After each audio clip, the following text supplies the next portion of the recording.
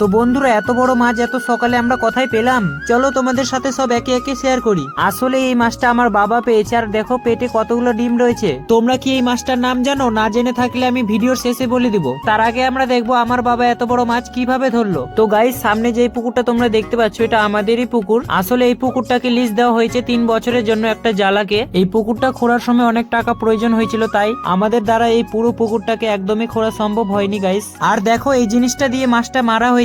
এই জিনিসগুলো তোমরা অবশ্যই গ্রামে দেখতে পারবে, আর এটাকে আমরা কোচা নামে চিনি। তোমরা কি এর আগে এই জিনিসটাকে দেখেছো? আর এটা এভাবে ছুঁড়ে চালানো হয়। তারপরে আমি চলে আসলাম আমাদের জমিতে। উসুনের গাছ সাথে এখানে শাক লাগানো হয়েছে, কেমন হয়েছে তাই দেখতে। তারপর বাড়িতে এসে দেখলাম এখন মাছগুলো রান্না করা হচ্ছে। তারপরে রান্না হয়ে গেলে এই সবজিগুলো দিয়ে খেলাম। খাওয়া দাওয়া হয়ে গেলে দোকানের উদ্দেশ্যে আমি চলে গেলাম। আমাকে রুল আর রবার্ট কিনতে হবে, তাই। আর এখন রুল রবার্ট কিনা হয়ে গেছে, এখন আমি বাড়ি চলে যাচ্ছি। তাই আর একটু জ্যামিতিক অঙ্ক প্র্যাকটিস করে আমি এখন চলে আসছি স্নান করতে। আর মাছটার নাম ছিল আমেরিকান